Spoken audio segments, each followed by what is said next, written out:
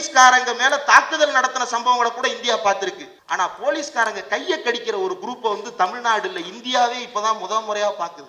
மிருதன் படத்துலதான் இதெல்லாம் பார்த்தோம். மிருதா மிருதான்னு பிஜிஎம் போட்டு இருந்தான். அப்படி இருக்கிற தமிழ்நாட்டுல தான் டியூடு மாதிரியான படங்களும் வந்திருக்கிறது. அந்த படத்துல தாலியை பத்தி பேசியிருப்பான் இல்லையா? அந்த படத்தோட கதை என்ன? தாலி தான் இல்லையா? இந்த தாலி சரியா தப்பா, இதை கட்டிட்டா அவன் எனக்கு அடிமையா அப்படின்னு கேட்டாங்க இல்லையா? இதை கேட்கறதுக்கான துணிச்சல் இந்தியாவில் வேற எந்த மாநிலத்தில் இருக்கக்கூடிய இயக்குனருக்கும் கிடையாது. தமிழ்நாட்டில் மட்டும்தான் இதை கேட்க முடியும். அதற்கு காரணம் தந்தை பெரியார். தமிழ்நாடு மொத்தமும் கனவே இல்லாத மாநிலமாக மாற்றுகின்ற வேலையை இதற்கு முன்பிருந்தவர்கள் செய்து கொண்டிருந்தார்கள். அந்த இடத்துலதான் முதலமைச்சர் மு.க. ஸ்டாலின் நமக்கான கனவுகளை விதைக்கிறார். நான் முதல்வன் என்று கனவை விதைக்கிறார். தமிழ் புதல்வன் என்று கனவை விதைக்கிறார். புதுமை பெண் என்று கனவை விதைக்கிறார். $1 trillion எக்கனாமி என்று கனவை விதைக்கிறார். இப்படி கனவை விதைப்பவர்களுக்கு மத்தியில் போலீஸ்காரர்களின் கைகளை கடிப்பவர்களும் உருவாகி கொண்டிருக்கிறார்கள். அந்த கைகளை கடிக்க வரும் நபர்களிடம் பாதுகாப்பாக இருப்பீர், எப்போதும் பாதுகாப்பான இடங்களுக்கே செல்வீர். ஏன்னா இந்த கூட்டத்துல, இந்த அரங்கத்துல யாரும் உங்களை மேலே ஏறி தொங்க சொல்ல மாட்டாங்க. யாரும் உங்களை QR கோடு கொடுத்து திடுத்திடுன்னு ஓட விட மாட்டாங்க. நீங்கள் எல்லாம் ஆசிரியர்களோடு பத்திரமாக வந்திருக்கிறீர்கள், பத்திரமாக வீடு திரும்புவீர்கள். உங்களுடைய வீட்டுக்கு இந்த மேடை உத்தரவாதம். நீங்க தமிழ்நாடு ஸ்டேட் போர்டுல படிச்சதுனாலதான் அல்லது தமிழ்நாடு சமச்சீர் கல்வியில படிச்சதுனாலதான் காந்தியை கொன்றவர் கோட்சே அப்படின்னு நீங்க வெளிப்படையா சொல்றீங்க. NCERT படிச்சிருந்தீங்கன்னா காந்தியை கொண்டு விட்டார்கள். யாரு கொண்டா அதெல்லாம் தெரியாது. ஏன் கொண்டாங்க அதெல்லாம் தெரியாது. காந்தியை கொண்டுட்டாங்க, அவ்வளவுதான். புக்ல தகவலே கிடையாது. காந்தியை சுட்டு கொண்டுட்டான் ஒருத்தன், ஏன் கொண்டான்னு எழுதணும்ல, புக்ல தகவல் இருக்கணும்ல, ஏன் கொண்டான். ஏற்கனவே இருந்துச்சு தகவல். என்ன தகவல் இருந்துச்சு? காந்தி இந்துக்களும், Gandhi was convinced that any attempt to make India into a country only for Hindus would destroy India. இந்தியாவை வெறுமனே இந்துக்களுக்கான நாடாக உருவாக்க நினைத்தால் இந்தியா அழிந்து போகும் என்று காந்தி நம்பினார். இந்த வார்த்தையை அப்படியே எடுத்து விட்டார்கள். எடுத்துட்டு என்ன பண்றான்? India that is Bharat with majority of Hindus என்று மாற்றி இருக்கிறார். பாபர் மசூதி என்ற பெயர் நீக்கப்பட்டு விட்டது. இந்தியாவினுடைய முதல் கல்வி அமைச்சர் பேர் தெரியுமா? அவர் பிறந்த நாளதான் நேஷனல் லெவல்ல ஒரு முக்கியமான நாளா கொண்டாடுவோம். கல்வி அமைச்சர் கேட்டேன்.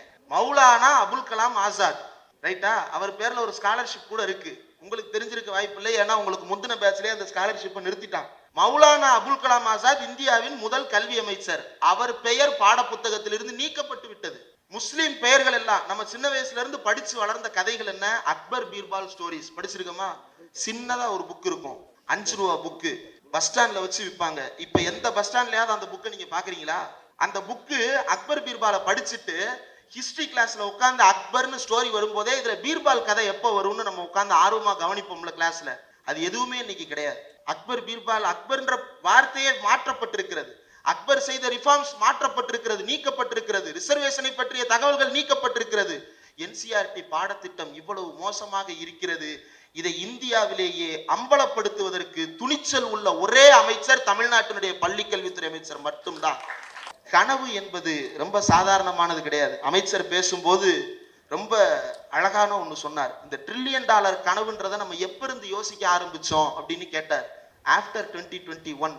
அப்ப அதுக்கு முன்னாடி $1 trillion கனவுன்றது இல்ல, வேற ஏதாவது கனவு இருந்துச்சான்னா கனவே இல்லாத மாநிலமாக தமிழ்நாட்டை மாற்றி கொண்டிருந்தார்கள். ஒரு தனி மனிதனுக்கு கனவு எவ்வளவு முக்கியம். நான் நாளைக்கு காலையில இந்த விஷயத்தை செஞ்சு முடிக்கணும், நான் 1 மாசத்துல இப்படிப்பட்ட ஒரு ப்ராஜெக்டை செஞ்சு முடிக்கணும், நான் 2-3 வருஷத்துல இந்த காலேஜை முடிச்சுட்டு ஹையர் எஜுகேஷனுக்கு போகணும், நான் அதுக்கப்புறம் டாக்டரேட் படிக்கணும், நான் நல்ல வேலைக்கு போகணும், எங்க வீட்டுல இருந்தாரு கல்யாணம் பண்ணி கொடுக்கணும், எங்க வீட்டுல இவ்வளவு மாற்றத்தை செய்யணும். இதெல்லாம் கனவு தானே.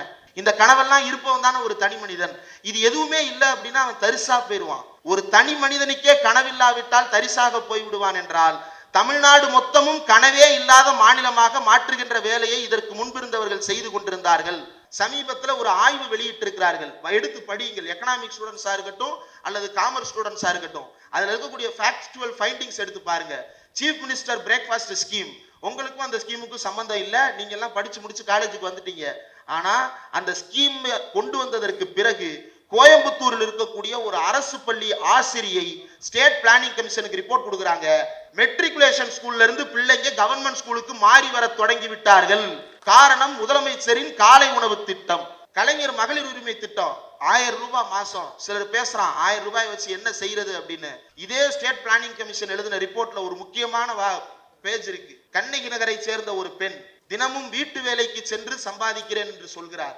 தினமும் வீட்டு வேலைக்கு செல்லுகிற காரணத்தால் நான் தினக்கூலி, ஒரு நாள் வேலைக்கு போகாவிட்டால் எனக்கு சம்பளம் கிடையாது, அதனால் எனக்கு விடுமுறை கிடையாது, அதனால் எனக்கு ஓய்வும் கிடையாது.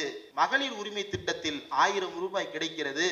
இந்த 1000 ரூபாய் இருக்கிற காரணத்தால் மாதம் 3 நாள் நான் லீவ் எடுத்து வீட்டுல நிம்மதியா ரெஸ்ட் எடுக்கிறேன்னு அந்த அம்மா சொல்றாங்க. இன்றைக்கு இருப்பதை விட 3 மடங்கு அதிகமான வளர்ச்சியை அடைய வேண்டும். ஒவ்வொரு வீடும் 3 மடங்கு அதிகமான வளர்ச்சியை அடைய வேண்டும். அல்லது சராசரியாக அனைத்து வீடுகளும் ஒரு குறிப்பிட்ட வளர்ச்சியை அடைய வேண்டும். இந்தியா இது இரண்டையும் சாத்தியப்படுத்தாமல் வெகு சிலருக்கு மட்டுமே அந்த வாய்ப்பை கொடுத்து கொண்டிருக்கிறது. அவரால் பெயர் சொல்ல முடியாது, அதனால் ஒரு சிலர் மட்டுமே இந்தியாவின் துறைமுகங்களை கான்ட்ராக்ட் எடுத்து வச்சிருக்காங்கன்னு சொன்னாரு. அவங்க பேர் அதானி. அதானி தான் இந்தியாவில் இருக்கக்கூடிய 70% துறைமுகங்களினுடைய கான்ட்ராக்டை வைத்திருக்கிறார்.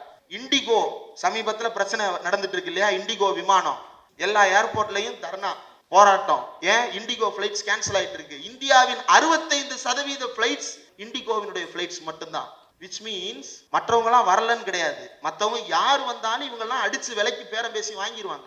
இந்த அதானியினுடைய ஏர்போர்ட் பெங்களூர்ல இருக்கிற காரணத்தினால ஒசூர்ல நமக்கு ஏர்போர்ட் கொடுக்க மாட்டேன்னு ஒன்றிய அரசு தடித்தனமாக பதில் சொல்லுகிறது. அப்ப இந்தியாவின் வளங்கள் ஒரே இடத்தில் குவிக்கப்படுகின்றன, மற்றவர்களிடமிருந்து வளங்கள் பறிக்கப்படுகின்றன. ஒரு இடத்துல வளமெல்லாம் குவியுது அப்படின்னா ஒரு இடத்துல இருந்து பறிக்கப்படுதுன்னு தானே அர்த்தம். சமூக நீதியுடைய அந்த பேச்சுக்களால அலறவிடக்கூடியவர் தான் இவர். ஸோ யூடியூபர்ஸ் உங்களுக்கு நிறைய பேர் பழக்கம் இருப்பாங்க. பட் இவருடைய யூடியூபை நிச்சயமா நீங்க பார்த்தே ஆகணும். பேரலை அப்படின்ற யூடியூப் மூலமா சமூகத்துல நடக்கக்கூடிய அரசியல் நிகழ்வா இருக்கட்டும், மற்ற நிகழ்வா இருக்கட்டும், அதுல இருக்கக்கூடிய உண்மைகளை உலகிற்கு எடுத்து சொல்லக்கூடிய நம்மளுடைய தோழர் இந்திரகுமார் தேரடி அவர்களை தொகுப்பறை வழங்க அன்புடன் அழைக்கிறோம்.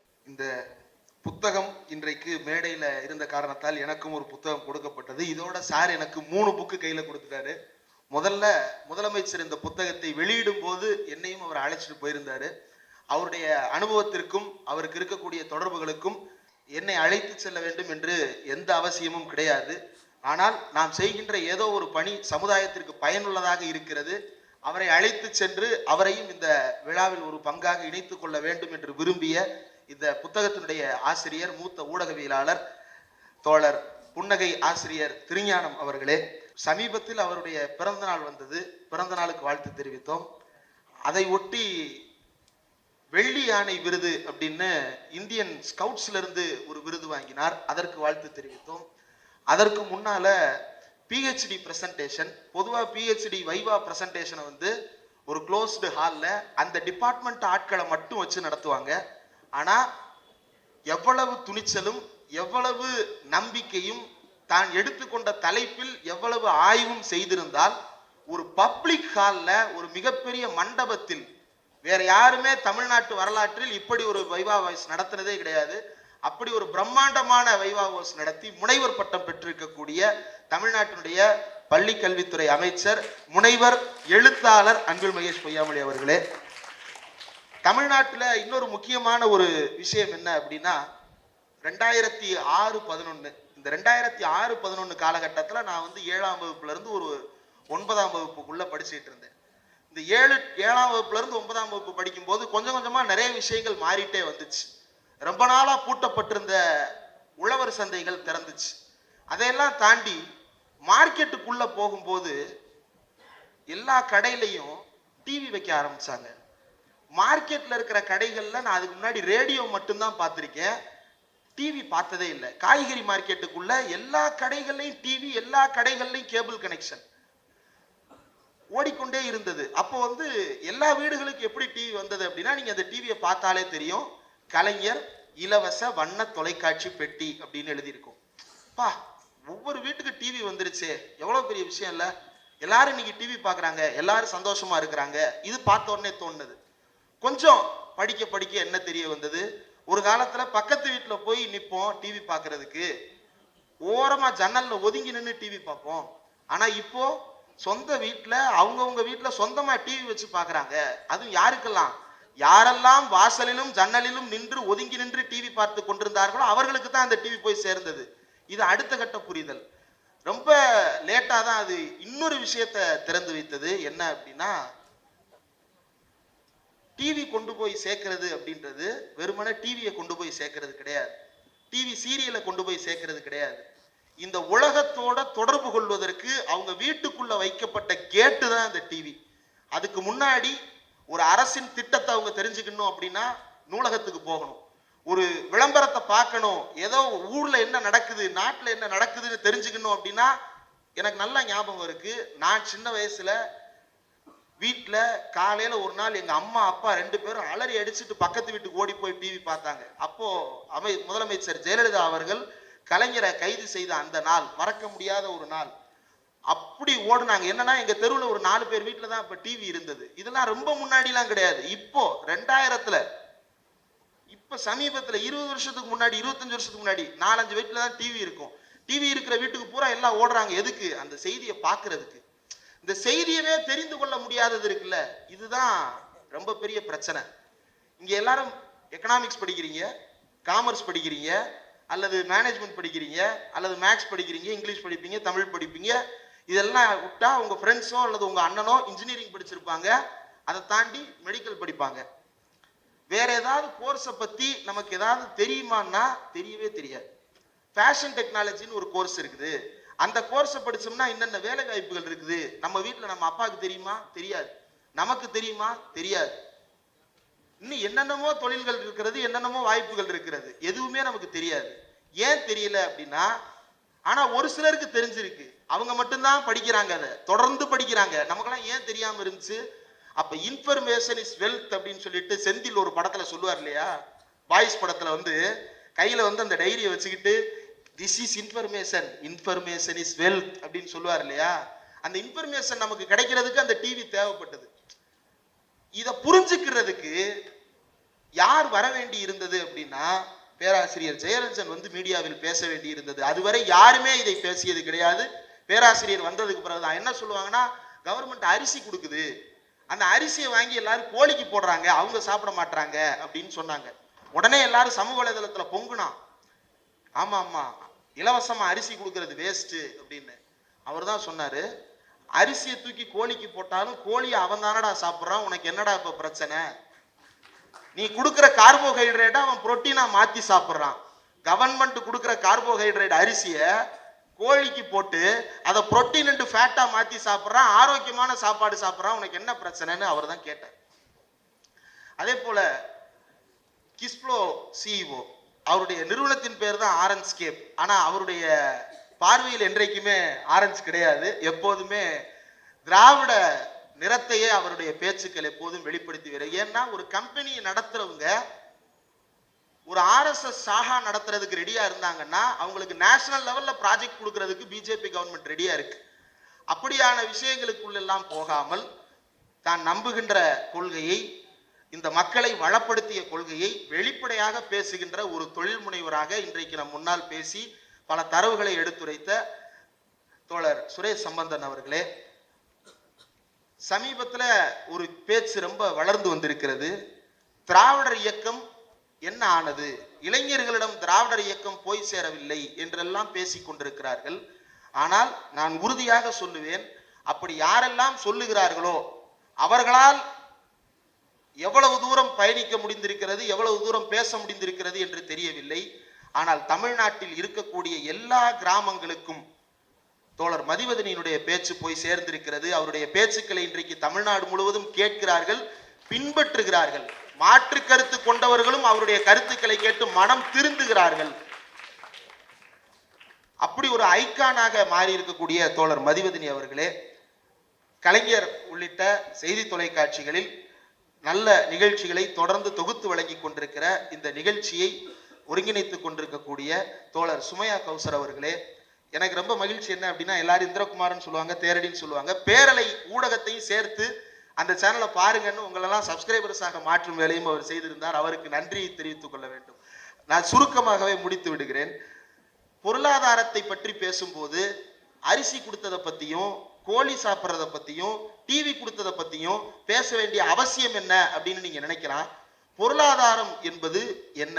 வெறுமன பணம் சம்பந்தப்பட்டதா, காசு கொடுத்து பொருளை வாங்கி வீட்டுக்குள் வைப்பதா அல்லது காசு கொடுத்து ஒரு பொருளை பெரிய பொருளாக வாங்குவதா? இது மட்டும்தான் பொருளாதாரமா? இல்லை. அப்ப எது பொருளாதாரம்? ஒரு 100 ரூபாய் உங்க கையில இருக்குது அப்படின்னா அந்த 100 ரூபாயை நீங்க ஒரு டீ கடையில கொடுத்து 100 ரூபாய்க்கு ஒரு பொருள் வாங்குறீங்க. அந்த டீ கடைக்காரரு சாப்பாட்டு கடைக்கு போய் 100 ரூபாய்க்கு அதே 100 ரூபாயை கொடுத்து இன்னொரு சாப்பாடு சாப்பிட்றாரு. அந்த சாப்பாட்டு கடைக்காரரு இன்னொரு கிராசரி ஷாப்புக்கு போய் 100 ரூபாய்க்கு அதே 100 ரூபாயை கொடுத்து தன்னுடைய கடைக்கு தேவையான பொருளை வாங்குறாரு. அந்த கிராசரி ஷாப்காரரு இன்னொரு மார்க்கெட்டுக்கு ஹோல்சேல் மார்க்கெட்டுக்கு போய் 100 ரூபாய்க்கு தேவையான ஹோல்சேல் பொருட்களை வாங்குறாரு. இப்ப இந்த 100 ரூபாய் ஒண்ணுதான், ஒரே ஒரு 100 ரூபாய் நோட்டு தான். ஆனா அந்த 100 ரூபாய் உங்கள்ட்ட இருந்து எத்தனை கைமாறி போகுது, எத்தனை 100 ரூபாய்களாக அது செலவிடப்பட்டிருக்கிறதுன்ற இந்த மதிப்பு இருக்குல்ல, இதுதான் பொருளாதாரத்தை மதிப்பிடுவது. பொருளாதாரத்தின் மதிப்பு என்ன என்பதை இப்படிதான் அளக்கிறது. அப்போ இதை மதிக்கும் போது வெறுமனே காசை மட்டும் கைமாத்தல, காசு அந்த பக்கம் போகுது, இந்த பக்கம் ஒரு பொருள் வந்து சேருது. அந்த பொருள் உங்களுக்கு தேவையான பொருளா இருக்கணும், அந்த பொருள் நீங்க பயன்படுத்தக்கூடிய பொருளா இருக்கணும். அப்படி இருந்தா மட்டும்தான் எக்கனாமி சர்வைவ் ஆகும், சப்ளை அண்ட் டிமாண்ட்ல நிற்கும். இப்படி சப்ளை அண்ட் டிமாண்ட், அனுராக் காஷ்யப்னு ஒரு டைரக்டர், ஹிந்தியில ரொம்ப பிரபலமான இயக்குனர், அவர் என்ன சொன்னாருன்னா, கொரோனா காலகட்டத்தில் தியேட்டர்ல எல்லாம் ஓபன் பண்ணிட்டாங்க. ஆனா தியேட்டர் எல்லாம் கொரோனா முடிஞ்சு ஓபன் பண்ணதுக்கு பிறகும் நார்த் இந்தியால தியேட்டருக்கு யாருமே போகல. ஏன் போகல அப்படின்னா, they don't have money to spend on entertainment. படம் பார்க்கறதுக்கு செலவு பண்றதுக்கு அவங்க தயாரா இல்லை. ஆனா அதே காலகட்டத்தில் தமிழ்நாட்டில் படங்கள் 100 கோடி 150 கோடின்னு சக்கை போட்டு வசூல் செய்து கொண்டிருந்தது. அப்ப தமிழன்ட்ட மட்டும் செலவு செய்யறதுக்கு காசு இருக்கா அப்படின்னா, தமிழன்ட்ட சர்க்குலேட் பண்றதுக்கு காசு இருக்கு. இந்த சர்க்குலேட் பண்றதுக்கான காசை உங்க கைக்கு எப்படி வந்து சேர்த்தாங்க? மகளிர் உரிமை தொகை மூலமா வருது, விடியல் பயணத்தின் மூலமா உங்களுக்கு ஒரு சேவிங்ஸ் வருது, புதுமை பெண் திட்டத்தின் மூலமா வருது, தமிழ் புதல்வன் திட்டத்தின் மூலமா வருது, அன்புக்கரங்கள் திட்டத்தின் மூலமா வருது. இப்படி திட்டமாக போட்டு இன்றைக்கு தமிழ்நாட்டில் இருக்கக்கூடிய எல்லா குடும்பத்திலும் தமிழ்நாடு அரசு திட்டத்தினுடைய பயனாளி ஒருவர் கட்டாயம் இருப்பார். ஏன் அதை சொல்றேன் அப்படின்னா, இதை சுட்டிக்காட்ட வேண்டிய அவசியம் என்னன்னா, இந்த சமுதாய நிலை சரியாக இருந்தால்தான் உங்களால் பொருளாதார நிலையை சரியாக வைத்துக் கொள்ள முடியும்.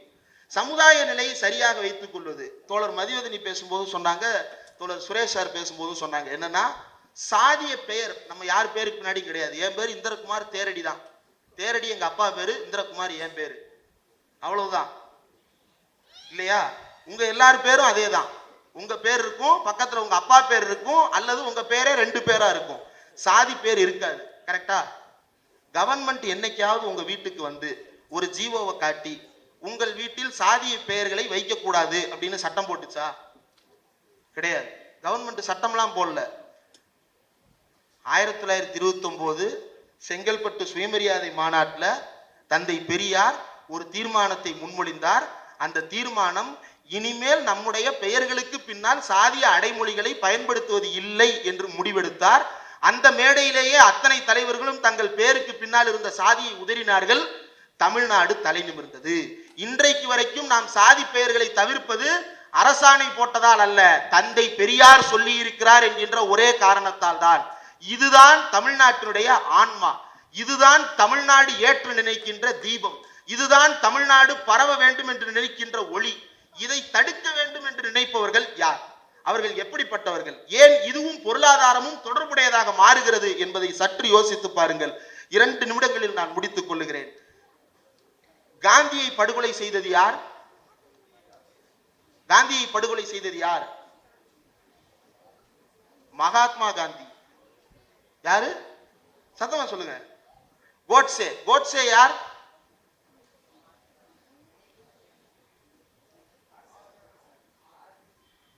சொல்லுங்க. ஆர்எஸ்எஸ் காரர். கோட்சே என்னும் ஆர்எஸ்எஸ் காரர் காந்தியை படுகொலை செய்தார். இது தமிழ்நாட்டில் இருக்கக்கூடிய ஒரு சாதாரண மாணவன் சொல்லுவது. அது மாணவன் சொல்லுவது மட்டுமில்ல, அது ஃபேக்ட், அதுதான உண்மை. பூமி சோலார் சிஸ்டத்துல ஒரு பார்ட். கரெக்டா? சோலார் சிஸ்டத்துக்கு வெளியே இருக்கா பூமி? இல்ல இல்ல. அப்ப சோலார் சிஸ்டத்துல ஒரு பார்ட் பூமின்றது எந்த அளவுக்கு ஃபேக்டோ, அது மாதிரி கோட்சே ஒரு இந்துத்துவ அமைப்பை சேர்ந்தவர் என்பது ஃபேக்ட். அவர் காந்தியை படுகொலை செய்தார் என்பது ஃபேக்ட். அதற்கு காரணம் காந்தி இந்து முஸ்லிம் ஒற்றுமையை வலியுறுத்தி வந்தார் என்பதும் ஃபேக்ட். இது எல்லாமே NCERT, CBSE. யாரெல்லாம் CBSE படிச்சீங்க? வாய்ப்பே இல்லை. ஏன்னா தாத்தா பாட்டி படிக்கலன்னு நீங்க கை தூக்கலாம். தாத்தா பாட்டி படிச்சிட்டாங்களான்னு நீங்க கை தூக்க சொல்லும் போதே யாரும் தூக்கல. அப்பயே தெரியும் இங்க இருக்கிற யாரும் சிபிஎஸ்இ போயிருக்க வாய்ப்பே இல்லைன்னு. யோசிச்சு பாருங்களேன், ரெண்டுக்கு ஒரு தொடர்பு இருக்கு.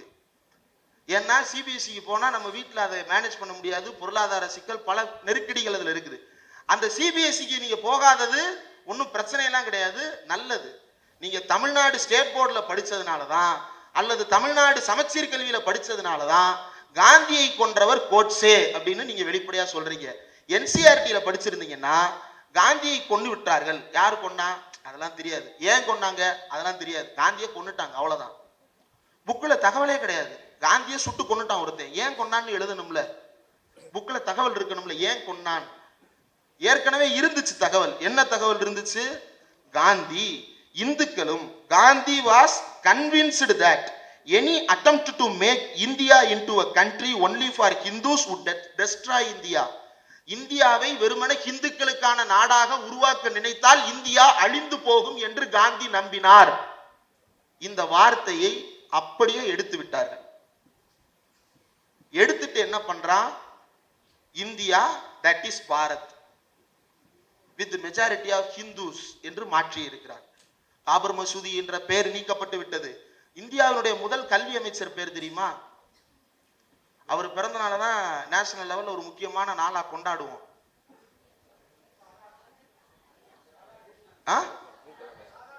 கல்வி அமைச்சர் கேட்டேன். மௌலானா அபுல் கலாம் ஆசாத், ரைட்டா? அவர் பேர்ல ஒரு ஸ்காலர்ஷிப் கூட இருக்கு. உங்களுக்கு தெரிஞ்சிருக்க வாய்ப்பு இல்லை, ஏன்னா உங்களுக்கு முந்தின பேட்ச்லயே அந்த ஸ்காலர்ஷிப்பை நிறுத்திட்டான். மௌலானா அபுல் கலாம் ஆசாத் இந்தியாவின் முதல் கல்வி அமைச்சர். அவர் பெயர் பாட புத்தகத்திலிருந்து நீக்கப்பட்டு விட்டது. முஸ்லிம் பெயர்கள் எல்லாம் நம்ம சின்ன வயசுல இருந்து படிச்சு வளர்ந்த கதைகள் என்ன? அக்பர் பீர்பால் ஸ்டோரிஸ் படிச்சிருக்கோமா? சின்னதா ஒரு புக் இருக்கும், 5 ரூபா புக்கு, பஸ் ஸ்டாண்ட்ல வச்சு விற்பாங்க. இப்ப எந்த பஸ் ஸ்டாண்ட்லயாவது அந்த புக்கை நீங்க பாக்குறீங்களா? அந்த புக்கு அக்பர் பீர்பாலை படிச்சுட்டு ஹிஸ்டரி கிளாஸ்ல உட்கார்ந்து அக்பர்னு ஸ்டோரி வரும்போதே இதுல பீர்பால் கதை எப்போ வரும்னு நம்ம உட்கார்ந்து ஆர்வமா கவனிப்போம்ல கிளாஸ்ல. அது எதுவுமே இன்னைக்கு கிடையாது. அக்பர் பீர்பால், அக்பர்ன்ற வார்த்தையே மாற்றப்பட்டிருக்கிறது. அக்பர் செய்த ரிஃபார்ம்ஸ் மாற்றப்பட்டிருக்கிறது, நீக்கப்பட்டிருக்கிறது. ரிசர்வேஷனை பற்றிய தகவல்கள் நீக்கப்பட்டிருக்கிறது. என்சிஆர்டி பாடத்திட்டம் இவ்வளவு மோசமாக இருக்கிறது. இதை இந்தியாவிலேயே அம்பலப்படுத்துவதற்கு துணிச்சல் உள்ள ஒரே அமைச்சர் தமிழ்நாட்டினுடைய பள்ளிக்கல்வித்துறை அமைச்சர் மட்டும்தான். இந்த மதயானைன்ற புத்தகம் இருக்கே, நான் சாதாரணமா சொல்லல எழுத்தாளர் அப்படின்ற வார்த்தையை. இந்த மதயானைன்ற புத்தகம் இருக்கே, இந்த புத்தகத்தை வெளியிடும் போது அவர் ஒரு அட்டையும் சேர்த்து தான் கொடுத்தார். அந்த அட்டையில மதவாதம் உருவாக்கும் அழிவு பாதையில் செல்ல போகிறோமா அல்லது அவை அனைத்துக்கும் நேர் எதிராக கல்வியால் நம்மை, நம் உரிமைகளை, நம் பிள்ளைகளின் வாழ்வை வளமாக்கும் சமூக நீதி பாதையை நோக்கி செல்ல போகிறோமா என்று கேள்வி கேட்பதற்கு துணிச்சல் உள்ள ஒரே அமைச்சர் அவர் மட்டும்தான். அந்த புத்தகத்தில் எப்படியெல்லாம் RSS இந்தியாவின் கல்வியை சூறையாடுகிறது என்பது பற்றி அவ்வளவு விரிவாக எழுதியிருக்கிறார். அதையும் இந்த பொருளாதாரத்தையும் தொடர்பு படுத்துவதற்கு காரணம், உங்களிடம் நல்ல கல்வி வந்து சேர்ந்தால்தான் உங்களால் நல்ல வேலை வாய்ப்புக்கு போக முடியும். நல்ல வேலை வாய்ப்புக்கு நீங்கள் போனால்தான் நீங்கள் வாழுகின்ற குடும்பத்தின் சூழ்நிலையும் உங்கள் சமுதாயத்தின் சூழ்நிலையும் மாறும். உங்கள் குடும்பத்தின் சூழ்நிலையும் சமுதாயத்தின் சூழ்நிலையும் மாறினால் மட்டும்தான் அதற்கு பிறகு உங்கள் ஊரின் நிலை மாறும். உங்கள் ஊரின் நிலை மாறாமல் இந்த நாட்டின் நிலை மாறாது. உங்கள் ஊரின் பொருளாதாரம் வளம் பெறாமல் இந்த நாட்டின் பொருளாதாரம் வளம் பெறாது. உங்கள் வீட்டின் பொருளாதாரம், தேரந்தன் சார் சுட்டி காட்டினார் இல்லையா, $1 trillion எக்கனாமினா இன்னைக்கு இருக்கக்கூடிய ஒவ்வொரு ஹவுஸ் ஹோல்டும் இன்றைக்கு இருப்பதை விட 3 மடங்கு அதிகமான வளர்ச்சியை அடைய வேண்டும். ஒவ்வொரு வீடும் 3 மடங்கு அதிகமான வளர்ச்சியை அடைய வேண்டும். அல்லது சராசரியாக அனைத்து வீடுகளும் ஒரு குறிப்பிட்ட வளர்ச்சியை அடைய வேண்டும். இந்தியா இது இரண்டையும் சாத்தியப்படுத்தாமல் வெகு சிலருக்கு மட்டுமே அந்த வாய்ப்பை கொடுத்து கொண்டிருக்கிறது. அவரால் பெயர் சொல்ல முடியாது, அதனால் ஒரு சிலர் மட்டுமே இந்தியாவின் துறைமுகங்களை கான்ட்ராக்ட் எடுத்து வச்சிருக்கிறாங்கன்னு சொன்னாரு. அவங்க பேர் அதானி. அதானி தான் இந்தியாவில் இருக்கக்கூடிய 70% துறைமுகங்களினுடைய கான்ட்ராக்டை வைத்திருக்கிறார். இண்டிகோ சமீபத்தில் பிரச்சனை நடந்துட்டு இருக்கு இல்லையா, இண்டிகோ விமானம் எல்லா ஏர்போர்ட்லையும் தர்ணா போராட்டம். ஏன்? இண்டிகோ பிளைட்ஸ் கேன்சல் ஆயிட்டு இருக்கு. இந்தியாவின் 65% பிளைட்ஸ் இண்டிகோவினுடைய பிளைட்ஸ் மட்டும்தான். which means மற்றவங்களாம் வரலன்னு கிடையாது, மற்றவங்க யார் வந்தாலும் இவங்கெல்லாம் அடிச்சு விலைக்கு பேரம் பேசி வாங்கிடுவாங்க. இந்த அதானியினுடைய ஏர்போர்ட் பெங்களூர்ல இருக்கிற காரணத்தினால ஒசூர்ல நமக்கு ஏர்போர்ட் கொடுக்க மாட்டேன்னு ஒன்றிய அரசு தடித்தனமாக பதில் சொல்லுகிறது.